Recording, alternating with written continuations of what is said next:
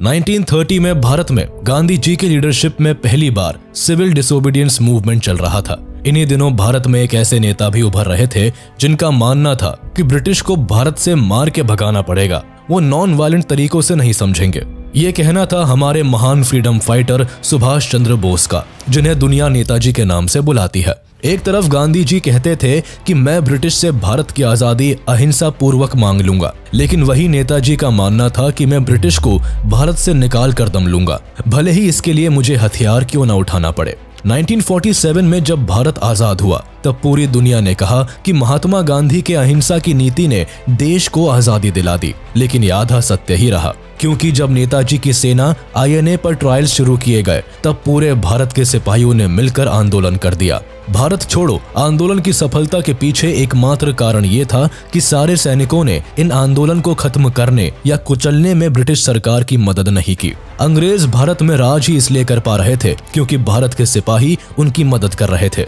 INA पर trial शुरू होने के बाद जब पुलिस और सिपाहियों ने खुद ही अंग्रेजों को धक्का देना शुरू कर दिया तो अंग्रेजों को भारत पर कंट्रोल करने में काफी दिक्कतें आने लगी। Former British prime minister Clement Attlee का कहना था कि भारत को आजादी सुभाष चंद्र बोस और उनकी सेना INA ने दिलाई थी, न कि महात्मा गांधी के नॉन वायलेंट मूवमेंट ने। उन्होंने ये बात 1956 के बंगाल के दौरे पर वेस्ट बंगाल के गवर्नर जस्टिस PB चक्रवर्ती से कही थी।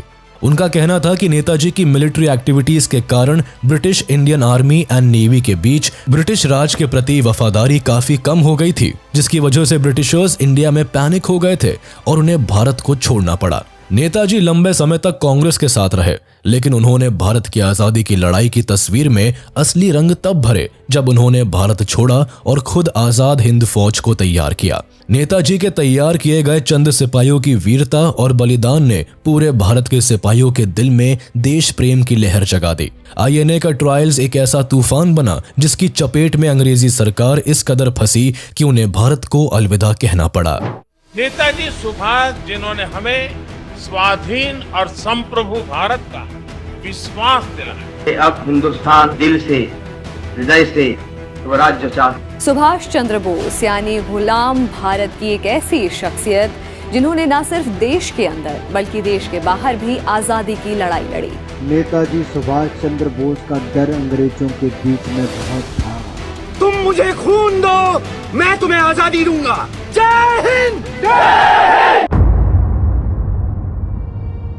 1897 वो वक्त था जब भारत ब्रिटिशर्स के राज तले दबा जा रहा था। दिन पर दिन लोगों का पेशेंस और कंडीशन दम तोड़ रहा था और इसी बीच भारत में फेमाइन का दौर भी देखने को मिला। इस फेमाइन के चलते करीब 69.5 मिलियन लोग अफेक्ट हुए और लाखों लोगों ने भूख से दम तोड़ दिया। लेकिन ब्रिटिशर्स को भारत या यहाँ के लोगों की कंडीशन से रत्ती भर भी फर्क नहीं पड़ता था। इसी साल भारत में एक ऐसे शख्स ने जन्म लिया जो इन अंग्रेजों को इनकी सही जगह दिखाने में कामयाब रहे। 23 जनवरी 1897 वो दिन था जब कटक ओडिशा में सुभाष चंद्र बोस का जन्म एक बंगाली फैमिली में हुआ। इनके पिता जानकी नाथ बोस एक बड़े लॉयर थे जो ब्रिटिश सरकार के लिए काम करते थे और इनकी माँ एक गृहिणी थी। सुभाष चंद्र बोस का परिवार उस समय एक अपर मिडिल क्लास फैमिली में काउंट होता था, जिस कारण उन्होंने अपने घर में कभी गरीबी नहीं देखी। इन्हें मिलाकर इनके घर में कुल 14 बच्चे थे, लेकिन सभी आपस में खुशी खुशी रहते थे। नेताजी बचपन से ही पढ़ने की इच्छा रखते थे, जिस कारण जब 5 साल की उम्र में इनका प्रोटेस्टेंट यूरोपियन स्कूल में एडमिशन हुआ तो एक खुशी से झूम उठे। लेकिन स्कूल में इन्होंने नोटिस किया कि वहां अधिकतर लोग यूरोपियन और एंग्लो इंडियंस थे। साथ ही स्कूल में इंग्लिश लैंग्वेज बोलने और सीखने पर जोर दिया जाता था। वहां भारत की भाषा या इतिहास को पूरी तरह से इग्नोर किया जाता था, जिस कारण इतनी कम उम्र में भी बोस को ये बात खल गई।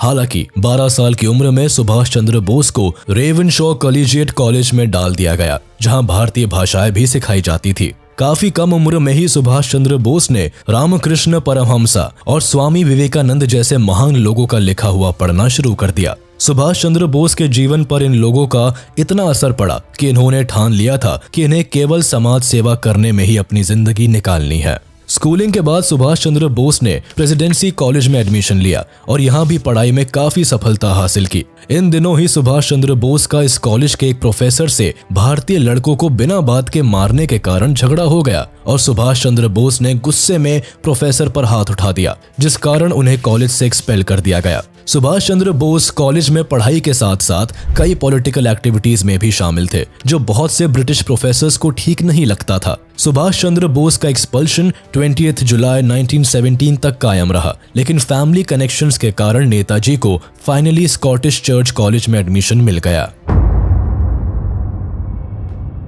ग्रेजुएशन के बाद इनके पिता ने इन्हें इंग्लैंड भेज दिया, जिससे ये इंडियन सिविल सर्विसेज की तैयारी कर एक अच्छे रैंक के ऑफिसर बन सके। हालांकि सुभाष चंद्र बोस नहीं चाहते थे कि वो ब्रिटिश सरकार के अंडर काम करे, पर पिता का मान रखते हुए सितंबर 1919 में सुभाष चंद्र बोस ने इंग्लैंड के कैम्ब्रिज में एडमिशन ले लिया और इंडियन सिविल सर्विस को फर्स्ट अटेम्प्ट में ही क्लियर कर 4th पोजीशन गेन किया। लेकिन सुभाष चंद्र बोस जब यहाँ अपने प्रोबेशन पीरियड पर थे, तब उन्हें भारत में नेशनलिस्ट टर्मोइल्स के कई इंसिडेंट्स सुनने को मिलने लगे, जिस कारण सुभाष चंद्र बोस ने फौरन अपनी जॉब को ठुकराकर अपने देश का रुख कर लिया। सुभाष चंद्र बोस के इस डिसीजन से इनके पिता काफी नाराज थे, पर इनके बड़े भाई शरत चंद्र बोस इनका हमेशा साथ देते थे। सुभाष चंद्र बोस का पॉलिटिकल करियर काफी कम उम्र से ही शुरू हो गया था। उनकी मां इंडियन नेशनल कांग्रेस से काफी ज्यादा प्रभावित थी और खुद नेताजी भी इससे जुड़कर देश को आजाद कराने के लिए तत्पर थे। इसीलिए उन्होंने 1921 में कांग्रेस को ज्वाइन कर लिया। भारत पहुंचने के साथ ही सुभाष चंद्र बोस ने महात्मा गांधी के द्वारा शुरू किए गए नॉन कोऑपरेशन मूवमेंट में बढ़ चढ़कर हिस्सा लिया, जहां महात्मा गांधी ने सुभाष चंद्र बोस को पहचाना और एडवाइस दी कि वो बंगाल के फ्रीडम फाइटर चित्तरंजन दास के अंडर काम करे। इसी साल सुभाष चंद्र बोस ने कांग्रेस में शामिल होने के साथ ही महात्मा गांधी की लीडरशिप में असहयोग आंदोलन में एक्टिवली भाग लिया। अपने डेडिकेशन और देश प्रेम में वो इतने समर्पित हो गए कि वो तेजी से कांग्रेस में जाने लगे। सुभाष चंद्र बोस ने गांधी जी के एडवाइस पर बंगाल कांग्रेस का एक हिस्सा बन खुद को एक कमाल के यूथ एजुकेटर, जर्नलिस्ट और बंगाल कांग्रेस वॉलंटियर्स के कमांडमेंट के तौर पर उभरा। ये वही समय था जब सुभाष चंद्र बोस ने स्वराज न्यूज़पेपर की शुरुआत की और अंग्रेजों के खिलाफ खुलकर लिखना शुरू कर दिया। इसी समय सुभाष चंद्र बोस को इंडियन यूथ कांग्रेस का प्रेसिडेंट और बंगाल स्टेट कांग्रेस का सेक्रेटरी भी इलेक्ट किया गया। साथ ही इन्हें फॉरवर्ड नाम के न्यूज़पेपर का एडिटर भी बना दिया गया। असहयोग आंदोलन में गांधी जी ने देशवासियों से शांति और अहिंसा की अपील की थी, लेकिन देश में इस आंदोलन के दौरान जब अंग्रेजों ने अत्याचार बढ़ाया, तब भारत के कई वीर सपूतों ने उनका जवाब दिया।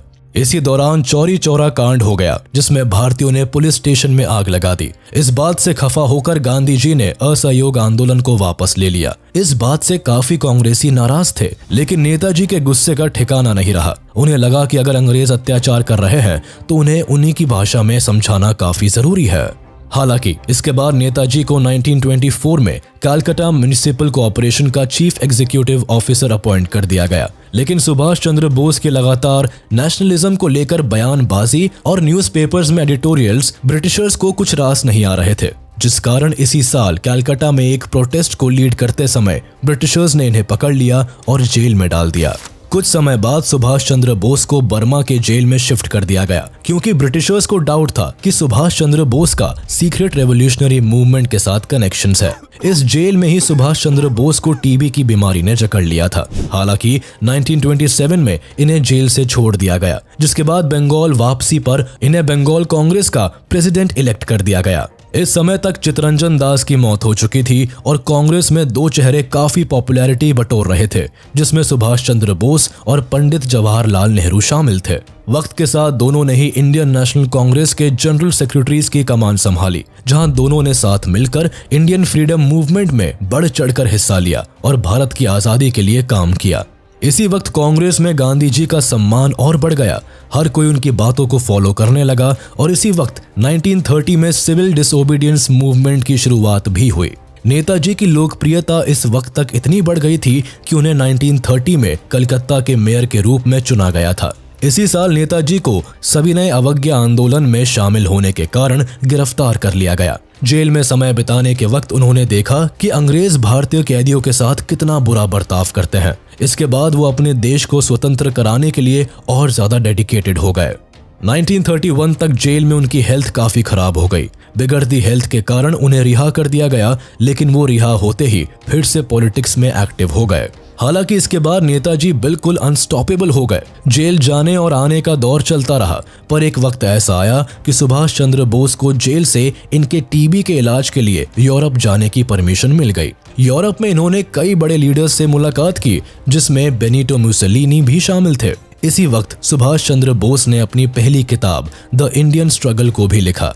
1936 में सुभाष चंद्र बोस ने भारत वापसी की और 1 साल और जेल में बिताया।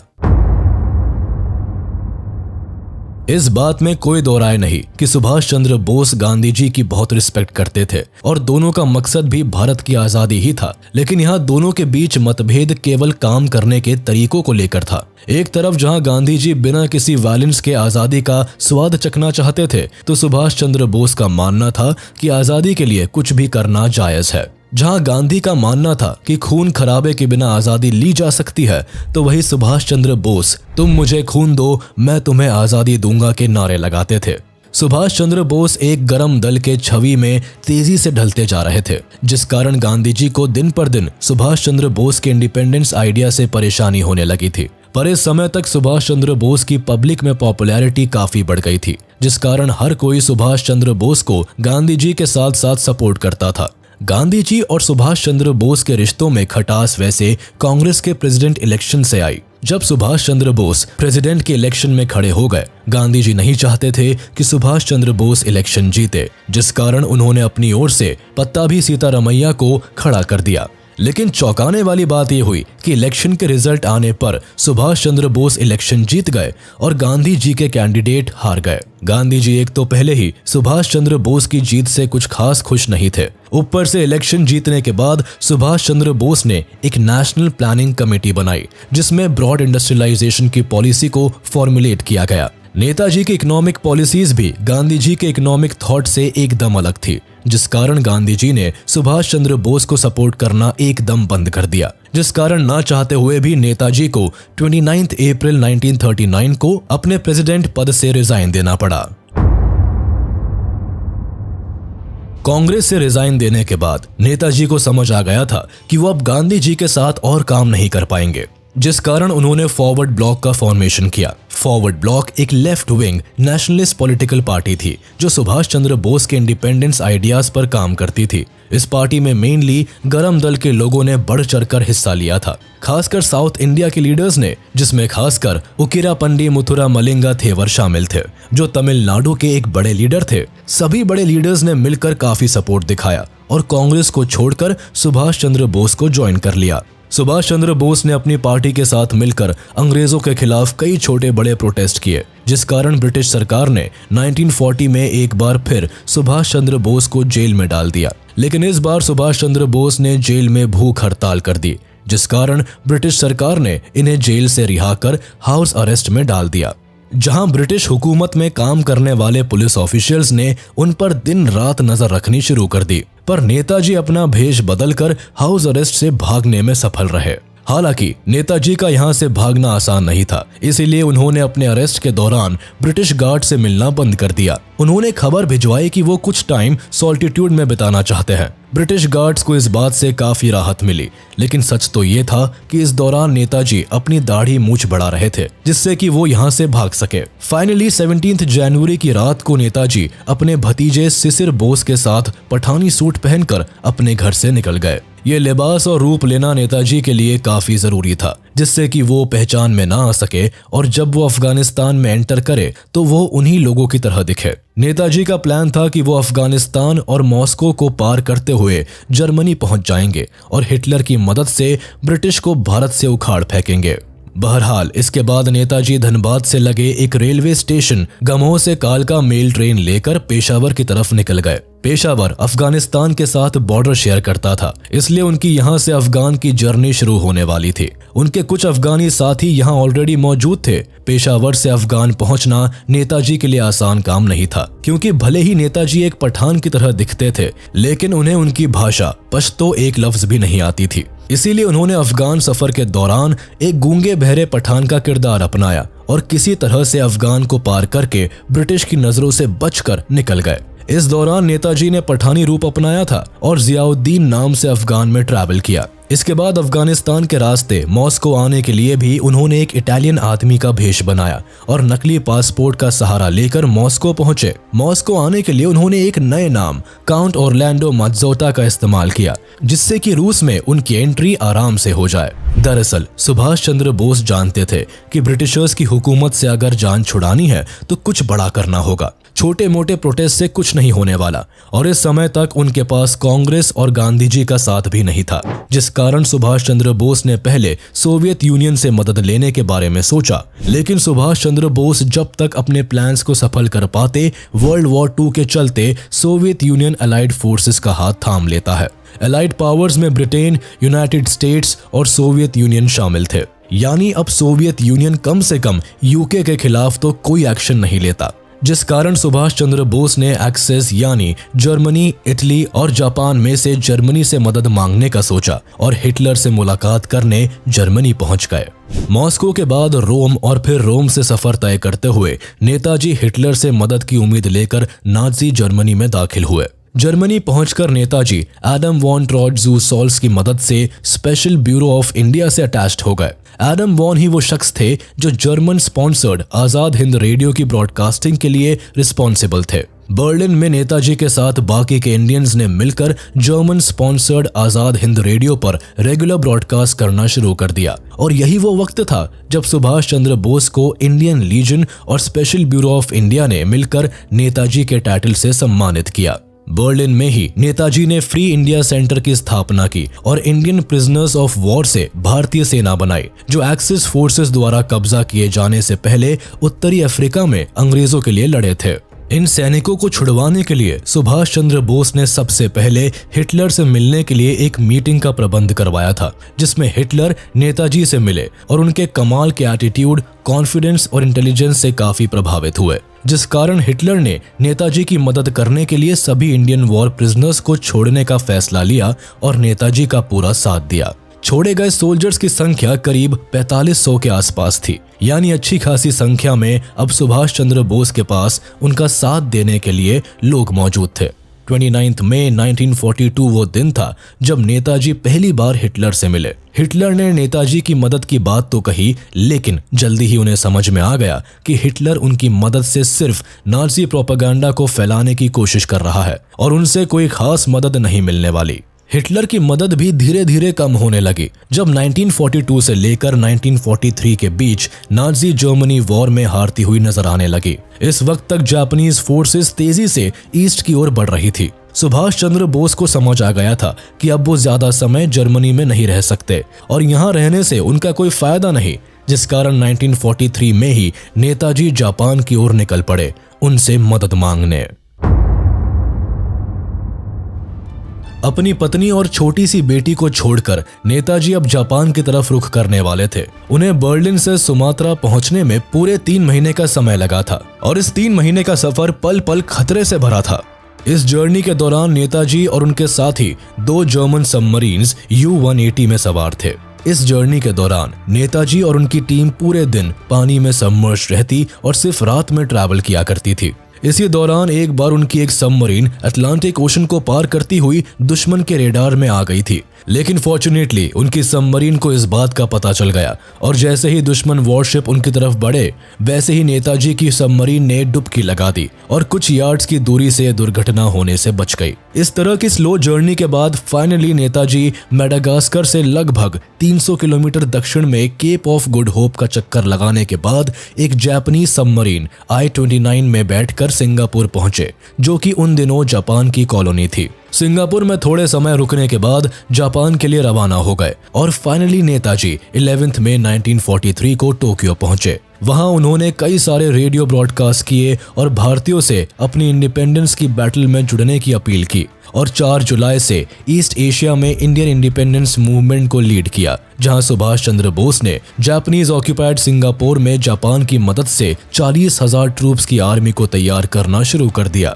40,000 ट्रूप्स की इस आर्मी को ही आप INA या इंडियन नेशनल आर्मी या आजाद हिंद फौज के नाम से जानते हैं, जिसे सेकेंड वर्ल्ड वॉर के दौरान बनाया गया था। इस आर्मी को सबसे पहले बनाने का credit south east Asian Nations में रह रहे इंडियंस को जाता है, जिसमें खासकर रासबिहारी बोस थे, जो एक इंडियन रेवोल्यूशनरी थे और अपने देश से भागकर कई वर्षों से जापान में रह रहे थे और साउथ ईस्ट एशिया में रहने वाले भारतीयों के समर्थन से इंडियन इंडिपेंडेंस लीग की स्थापना की थी। दरअसल जब जापान ने ब्रिटिश आर्मीज को हराकर ऑलमोस्ट साउथ ईस्ट एशिया पर अपना कब्जा कर लिया था, तो इंडियन इंडिपेंडेंस लीग ने भारत को ब्रिटिश शासन से मुक्त कराने के लिए इंडियन प्रिजनर्स ऑफ वॉर की मदद से इंडियन नेशनल आर्मी का गठन किया। जनरल मोहन सिंह, जो ब्रिटिश भारतीय सेना में एक अधिकारी थे, ने INA को ऑर्गेनाइज करने में महत्वपूर्ण भूमिका निभाई। अगस्त 1943 में नेताजी इंडियन नेशनल आर्मी की कमान संभालते हैं और इसके सुप्रीम कमांडर बनते हैं और यांगोन एंड सिंगापुर में INA हेडक्वार्टर्स को स्थापित करते हैं। इसके बाद नेताजी आजाद हिंद फौज पर पूरी तरह से काम करने में लग गए थे और इन्होंने सिंगापुर में 21 अक्टूबर 1943 को इंडिपेंडेंट इंडिया की प्रोविजनल गवर्नमेंट का फॉर्मेशन किया और जापानीज ऑक्यूपाइड अंडमान गए और वहां भारत का झंडा फहराया। इस वक्त तक नेताजी ने INA को काफी स्ट्रॉन्ग कर लिया था। उन्हें हर तरह से लड़ने और अपने देश को आजाद करने के तरीके को समझाया। साथ ही यही वो वक्त था जब नेताजी ने तुम मुझे खून दो मैं तुम्हें आजादी दूंगा का नारा लगाया था और INA के हर एक फौजी के मन में अपने देश को हर हाल में आजाद करने का जज्बा भर दिया था। अपने आइडिया को और आगे बढ़ाते हुए नेताजी ने डिसाइड किया कि अब वो और इंतजार नहीं कर सकते। अर्ली 1944 में आजाद हिंद फौज की 3 यूनिट्स ने मिलकर भारत के नॉर्थ ईस्टर्न पार्ट्स पर अटैक करके अंग्रेजों को भारत से जड़ से उखाड़ फेंक देने की कसम खा ली। इस दौरान INA का अपने देश के प्रति ऐसा प्यार छलका कि INA के फौजियों ने जैसे ही भारत में एंट्री ली, वो लोग अपनी जमीन, अपनी धरती माँ के सामने लेट गए और अपनी जमीन को चूमने लगे। आजाद हिंद फौज ने ऑपरेशन यूगो में जापानीज आर्मी के साथ मिलकर ब्रिटिश इंडिया के खिलाफ लड़ाई की थी। हालांकि INA को ऑपरेशन की शुरुआती चरणों में सफलता जरूर मिली, लेकिन इम्फाल और कोहिमा की लड़ाई जो 4 अप्रैल 1944 को लड़ी गई थी, इस दौरान INA और जापान को पीछे हटने के लिए मजबूर होना पड़ा। इस युद्ध में जापान और INA को सम्मिलित रूप से एक बड़ी हार का सामना करना पड़ा। हालांकि इस वक्त भी INA हार नहीं मानती, लेकिन उनके सारे सप्लाई चेन काटे जा चुके थे। ऊपर से होती बारिश और जंगलों में छुपकर युद्ध करने से INA के सोल्जर्स काफी थक चुके थे। एक तरफ ब्रिटिश की माइटी सेना, उनके एडवांस वेपन्स, एयरक्राफ्ट थे और दूसरी तरफ थकी भूखी कैदियों की सेना जो कि अपनी गन से लड़ रही थी। वो सिर्फ अपने आत्मबल के सहारे और कितनी देर तक टिक पाते। ऐसी एक्सट्रीम कंडीशंस में INA को हथियार डालने पड़े। इसके बाद जापानीज ने उनके कई सोल्जर्स विंग्स को डिसबैंड कर दिया ताकि बचे हुए खाने पीने के सामान पर जापानीज सैनिकों का कब्जा हो जाए। हालांकि नेताजी को विश्वास था कि आजाद हिंद फौज ब्रिटिश सरकार के खिलाफ लड़कर उनकी जड़ों को कमजोर कर सकती है और हुआ भी ऐसा ही। भले ही सुभाष चंद्र बोस की आर्मी जीत ना पाई हो, लेकिन इनके इस अटेम्प्ट ने भारत के हर एक यूथ के दिलो दिमाग में अपने देश को आजाद करने का ऐसा जुनून पैदा किया कि उन्होंने सामने से अंग्रेजों को चुनौती देनी शुरू कर दी। इवन वीर भगत सिंह भी उन्हीं कुछ यंगस्टर्स में से एक थे जो सुभाष चंद्र बोस के भाषणों और उनके देश के प्रति प्यार को देखकर उनसे इंस्पायर हुए। आजाद हिंद फौज के दिल्ली चलो और जय हिंद जैसे नारों ने भारत के जवानों में दम भर दिया और उन्होंने जगह जगह प्रोटेस्ट करने शुरू कर दिए। कुल मिलाकर पूरे देश में अपने देश को आजाद करने की एक लहर दौड़ गई, जिसका क्रेडिट नेताजी के हिस्से जाता ही जाता है। INA में एक अनोखी चीज ये भी देखी गई कि नेताजी ने अपनी आर्मी में महिलाओं की भी एक रेजिमेंट को बनवाया। इस रेजिमेंट को कैप्टन लक्ष्मी स्वामीनाथन के द्वारा कमांड किया जाता था एंड इस रेजिमेंट का नाम भी रानी झांसी रेजिमेंट रखा गया। सुभाष चंद्र बोस न किसी धर्म में भेद करते थे, न ही जात पात में। वो तो बस समाज सेवा में ही अपना विश्वास रखते थे और शायद इसलिए जिन्ना जैसे इंसान ने भी नेताजी को आजाद भारत के पहले PM के रूप में स्वीकार करने पर सहमति जताई थी। वैसे INA के हारने के साथ ही वर्ल्ड वॉर 2 में जापान की हालत भी खस्ता होती नजर आ रही थी और तभी जापान ने अमेरिका के पर्ल हार्बर पर अटैक कर दिया, जिसका नतीजा ये निकला कि अमेरिका ने वर्ल्ड वॉर 2 में पार्टिसिपेट कर एलाइड पावर्स का हाथ थाम लिया और जापान के खिलाफ जंग का ऐलान कर दिया। इस दुश्मनी का अंत जापान के हिरोशिमा और नागासाकी आइलैंड पर न्यूक्लियर अटैक के साथ हुआ, जिसमें जापान बुरी तरह से टूट गया, जिसके बाद जापान ने अपने सरेंडर का ऐलान कर दिया।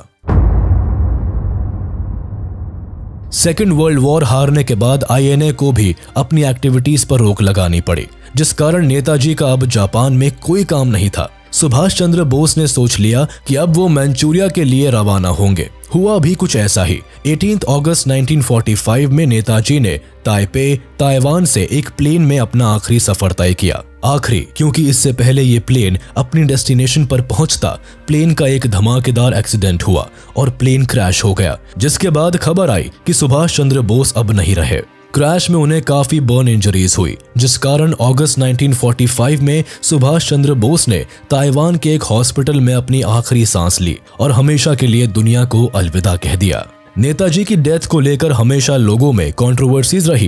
कुछ लोगों का मानना था कि सुभाष चंद्र बोस कभी प्लेन क्रैश में मरे ही नहीं, बल्कि वो केवल ब्रिटिश सरकार को चकमा देने का एक रास्ता था, यानी वो इस फेक प्लेन क्रैश के बहाने अपनी मौत को दिखाकर चुपचाप सीक्रेटली भारत के इंडिपेंडेंस के लिए काम करते रहे। तो वही कुछ लोग ये भी मानते रहे कि नेताजी आने वाली इंडियन गवर्नमेंट और पॉलिटिकल पावर्स के लिए एक थ्रेट बन गए थे, जिस कारण उनका असैसिनेशन करवा दिया गया था। वही कुछ लोग अपनी थ्योरी बनाते हुए बताते हैं कि नेताजी को कैप्टिविटी में रखा गया, जिसके पीछे सोवियत यूनियन या जापान सरकार का हाथ था और उन्हें कभी इस कैद से रिहा नहीं किया गया। इसके अलावा लोग इन्हें गुमनामी बाबा के नाम से भी जानते हैं। कई लोग मानते थे कि सुभाष चंद्र बोस अब गुमनामी बाबा बनकर उत्तर प्रदेश के फैजाबाद में रहने लगे हैं। देखा जाए तो यही नहीं, बल्कि इसके अलावा भी कई कॉन्स्पिरेसी थ्योरीज नेताजी की मौत के साथ जुड़ी हैं। हर कोई उनकी मौत को लेकर एक अपनी कहानी बनाए बैठा है, लेकिन किसी को इन सभी थ्योरीज की असलियत का कुछ पता नहीं। इस कारण कभी कोई पूरे कॉन्फिडेंस के साथ सुभाष चंद्र बोस की मौत को लेकर दावा कर ही नहीं पाया। कुल मिलाकर लोग नेताजी की मौत को स्वीकार करना ही नहीं चाहते थे। नेताजी भले ही भारत की आजादी को नहीं देख पाए, लेकिन आजाद भारत के हर एक आजाद व्यक्ति के दिल में नेताजी के लिए सम्मान और प्यार हमेशा रहा। देश के लिए लड़ते लड़ते नेताजी खुद तो गुमनामियों के अंधेरे में गुम गए, लेकिन आजादी की जो मशाल उन्होंने जलाई, उसकी लौ ने पूरे भारत में एक ऐसी आग लगाई जिसकी लपटों में ब्रिटिश साम्राज्य आ गया। नेताजी की आईएनए पर जब ब्रिटिश सरकार ने ट्रायल शुरू किया तो पूरे भारत के सिपाहियों ने मिलकर आंदोलन कर दिया। भारत छोड़ो आंदोलन की सफलता के पीछे एकमात्र कारण यह था कि सारे सैनिकों ने इन आंदोलन को खत्म करने या कुचलने में ब्रिटिश सरकार की मदद नहीं की। ब्रिटिश भारत में रूल ही सिर्फ इसलिए कर पा रहे थे क्योंकि उनके पास यहाँ का सैन्य बल मौजूद था। लेकिन नेताजी के तैयार किए गए चंद सिपाहियों की वीरता और बलिदान ने पूरे भारत के सिपाहियों के दिल में देश प्रेम की लहर जगा दी। इस ट्रायल में ब्रिटिश इंडियन आर्मी के कई हजार सिपाहियों ने आईएनए को अपना समर्थन दिया और उनके ट्रायल्स पर अपना गुस्सा जाहिर किया। देखते ही देखते पूरे देश के लोगों में ये बात फैल गई कि ब्रिटिश हमारे देश के सैनिकों को किसी भी झूठे आरोप में फंसाकर टॉर्चर कर रहे हैं। बस इसके बाद क्या था, पूरे देश के लोग जहां तहां आंदोलन करने लगे और आईएनए के सिपाहियों को पूरे देश से सिंपैथी मिलने लगी।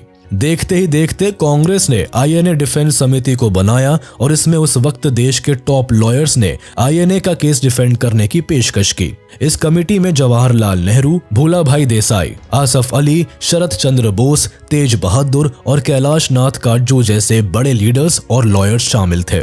आईएनए ट्रायल्स या फिर कहे रेड फोर्ट ट्रायल्स 1945-46 में एक ऐसा तूफान बना जिसकी चपेट में अंग्रेजी सरकार इस कदर फंसी कि उन्हें भारत को अलविदा कहना पड़ा। इस दौरान भारत के कई हिस्सों में नेवी म्यूटिनी हुई। चेन्नई, कोलकाता, बॉम्बे और कराची तक के लोग इस ट्रायल के अगेंस्ट आ खड़े हुए थे।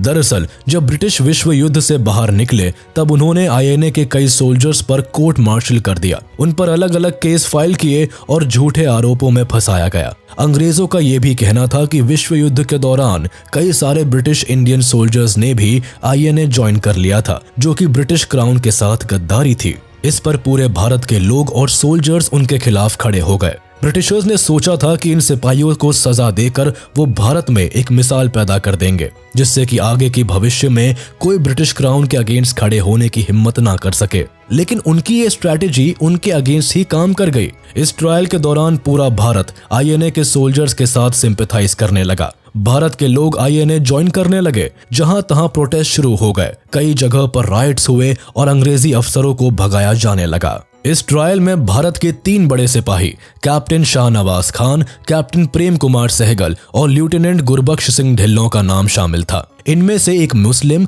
दूसरा सिख और तीसरे ऑफिसर हिंदू थे, जिसकी वजह से पूरा भारत ही एकजुट होकर इनके साथ आ खड़ा हुआ। जिस ट्रायल को अंग्रेज अपनी जीत मान रहे थे, वही ट्रायल अब उनकी जान का दुश्मन बन गया था। आईएनए ऑफिसर्स के साथ जब कांग्रेस आईएनए डिफेंडिंग कमेटी भी आ खड़ी हुई, तब देश में पॉलिटिकल डिफरेंसेस भी ब्लर हो गए और पूरा देश एकजुट होकर इनके साथ आ खड़ा हुआ। इतने बड़े और यूनिफाइड लेवल पर हुए आंदोलन से ब्रिटिशर्स घबरा उठे। कहने को तो अब नेताजी किसी भी अखबार की सुर्खियों में नहीं रहे, ना ही किसी संगठन का निर्माण किया जिससे कि भारत को आजादी मिल जाए, लेकिन उनकी बनाई सेना और सोच ने भारत में ब्रिटिश की जड़ें हिला दी और जल्दी ही भारत को 1947 में अंग्रेजी सरकार से मुक्ति मिल गई।